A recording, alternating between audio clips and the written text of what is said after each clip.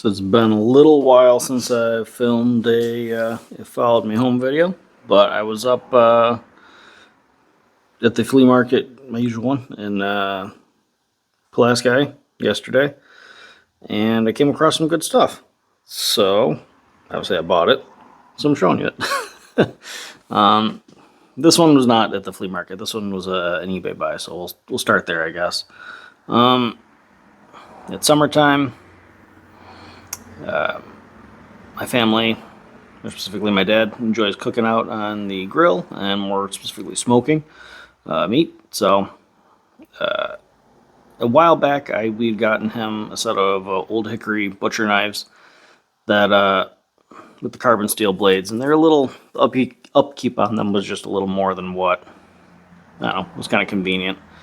So I found this for a pretty good deal on eBay. It is a number, kind of hard to see here, but number Cutco number 32. So it's kind of got a false edge here, swedge, whatever you want to call it. This appears to be some kind of like faux wood handle that's I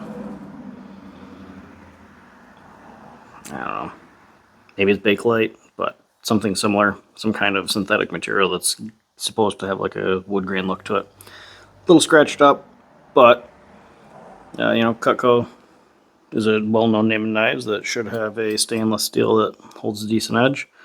If it doesn't, this was, I think it was like $10, so no big loss. So my plan is to take these handles off. Maybe I'll try just sanding them up and polishing them up, but kind of fixing this knife up for my father, so he has a good knife to cut up some brisket, cut up some smoked turkey. I'm just a nicer butcher's carving knife. So yep, that was my idea with that. Next thing I picked up was this nice little tack hammer. The handle is what stood out to me. It is cracked slightly, but I think I can glue that back together. Whoever hung it before used the wrong size handle for this little tack hammer head. The head, I believe, is sorry, keep bumping you guys. Is a Stanley. So we'll clean that up, probably put it on a different handle, and then save this handle, which I just think is cool looking. So standard of quality, tested for your protection, true test. A little bit of old house paint on it, but I paid $2 for it with a handle that I liked and a head. Tack hammer head was in good condition. Obviously it's very loose because it's not a well-fitting pair, but each individually I liked, so $2, couldn't beat it. Next thing I came across was, I usually see these insulators all over, but this one was a little bit different. It's a lot smaller than the ones I usually see. I've never seen one like that before, so this is another thing that was like $2, so picked it up. So thought it was interesting. Brookfield, I don't really collect them, but kind of an impulse buy. And then the main one that I saw that I couldn't pass up, as soon as I came across it, I was very excited. I came across it, it was sitting up like this, and the first thing that I noticed were the lugs sticking out. So then I picked it up, took a look at it. It's like, oh, it's a small jersey. And when I saw the weight stamp on it, 2 3/4.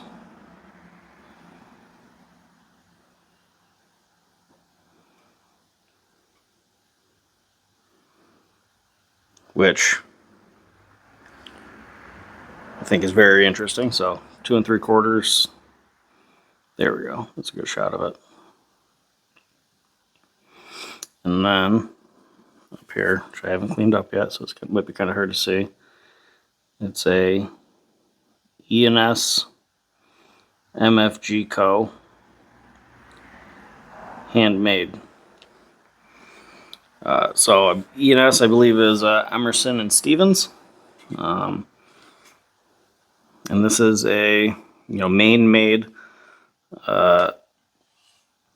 boy's axe, Jersey boy's axe. I'm talking to some other people. It's usually a year stamp that's kind of underneath. We'll try to do this without screwing up everything. There's usually a year stamp somewhere underneath the pole, but I can't really make out anything. Maybe that's a remnant of like a 6.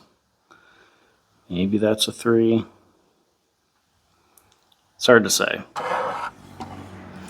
And then the other thing is there's usually a touch mark underneath the beard,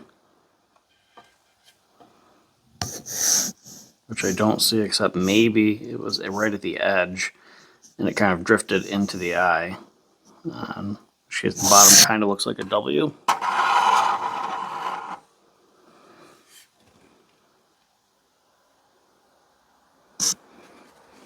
But overall, it's in pretty good condition. The top bit of the axe here is a little bit mushroomed out. A little bit of pole damage, but not terrible. Fortunately, the more damaged side is on the non-stamp side. A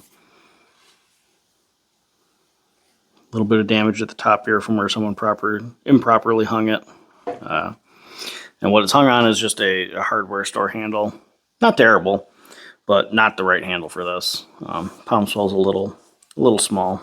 I might be able to laminate that and save this for another project. But yeah, so really cool.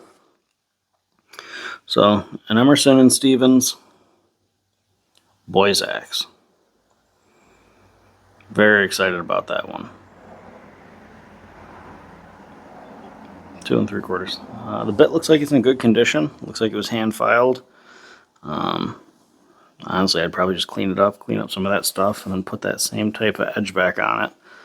Probably hanging on a nice boy's axe handle. This might be a full-size eye, though. We'll see. Either way, this handle's like a 30. We'll measure. I think it's a 36 inch.